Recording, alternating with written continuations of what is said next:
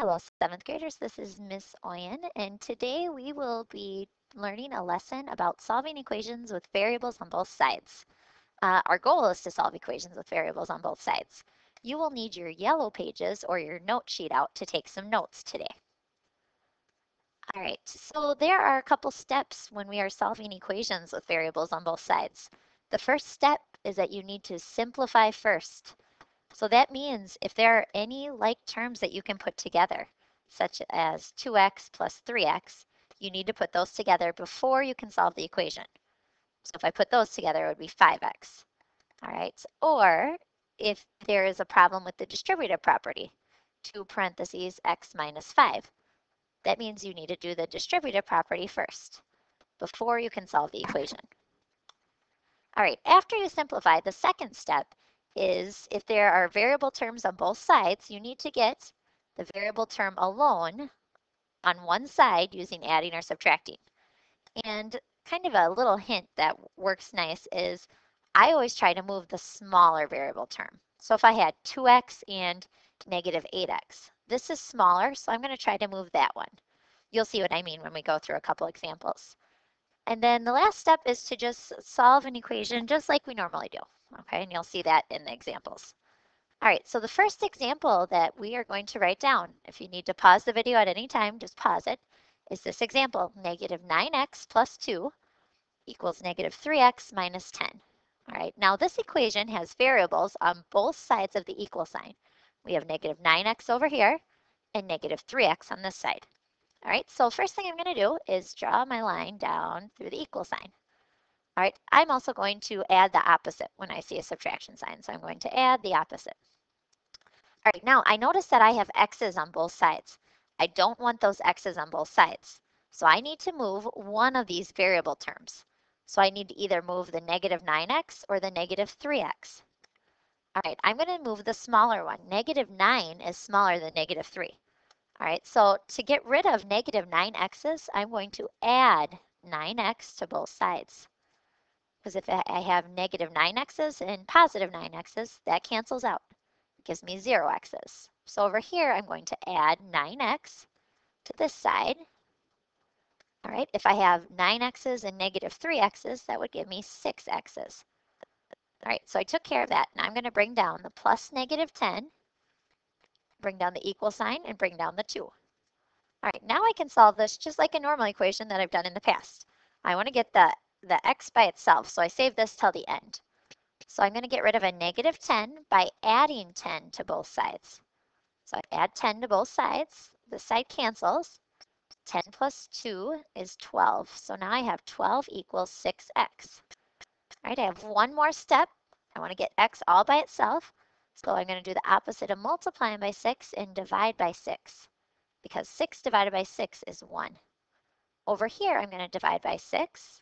So I have x equals 12 divided by 6 is 2. So my answer is x equals 2. All right, I can check my answer when I'm done by replacing 2 where the x is. So I'm going to put a 2 right here. So if I do negative 9 times 2, well, that's negative 18 plus 2 is negative 16 on this side. So let's put a 2 in here. Negative 3 times 2 is negative 6 plus negative 10 is also negative 16.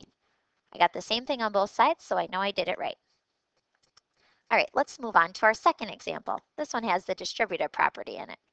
Again, if you need to pause the video, please push pause to cancel or to copy this problem down.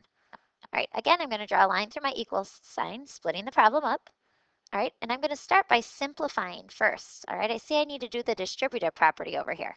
So I'm going to add the opposite first. All right, then I'm going to distribute the 3. So 3 times 2x is 6x. Bring down my plus sign. Now I'm going to do 3 times negative 1, which is negative 3. Okay.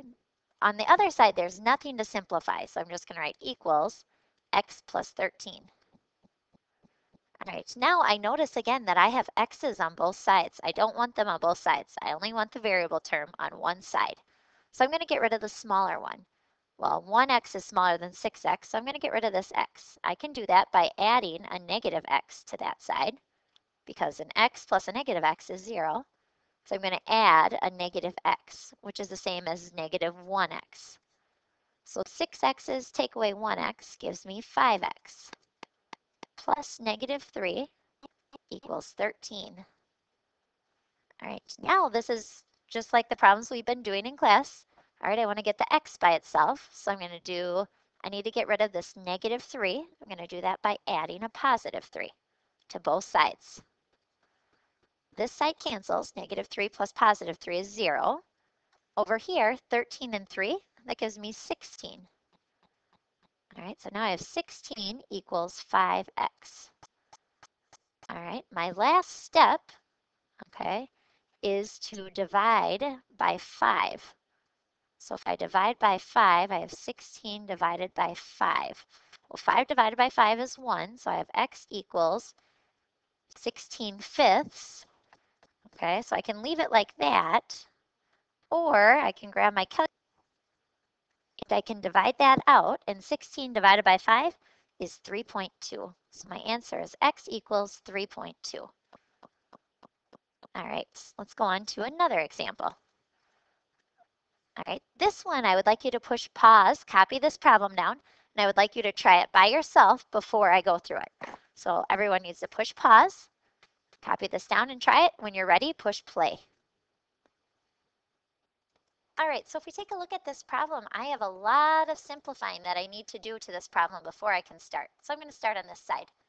All right, first thing I'm going to come through and do is add the opposite. So I'm going to add the opposite, add the opposite. All right, now I'm going to combine my like terms. So I have some c's here, some c's here. So I have negative 2c's and negative 4c's. If I put those together, that's negative 6c's. Okay, I use those. Now I'm going to put my integers together. So 4 plus negative 14. Okay, I have more negatives, 10 more, so it's plus negative 10. All right, I simplified that side. Now let's go to the other side and do the distributive property. So 2 times 2c is 4c, plus 2 times 5 is 10. All right, so I have both sides simplified.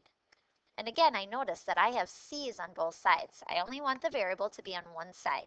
So I'm going to get rid of the smaller c's.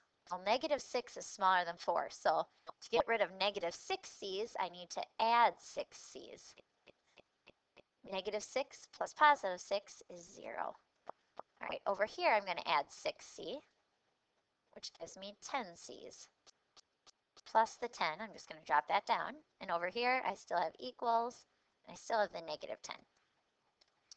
All right, my next step is I want to get the 10c all by itself. So I need to get rid of a positive 10. To do that, I can add a negative 10. Well, 10 and negative 10 is 0. Over here, I'm going to add a negative 10, which gives me negative 20 equals 10c. All right, I have one last step. I want to get the c by itself. So the opposite of multiplying by 10, I'm going to divide by 10. 10 divided by 10 is 1c. All right, over here I'm going to divide by 10. Negative 20 divided by 10 is negative 2. So my answer is c equals negative 2.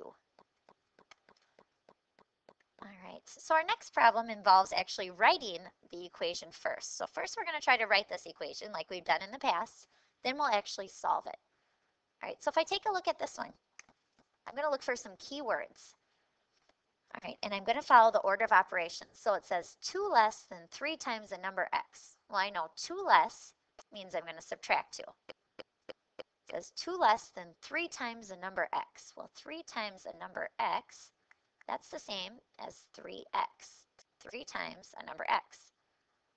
Okay, then it says is equal to. So that's where my equal sign is going to go. So let's just start over here. I always do my multiplying and dividing first. So I have 3 times the number x. So I'll write 3x. And then it wants 2 less than that. So minus 2 is equal to, all right, now I have to get the other side of the equation. Now this time it says 4 more than. So that means plus 4. Twice a number x. Well, twice a number x is the same as 2 times the number x.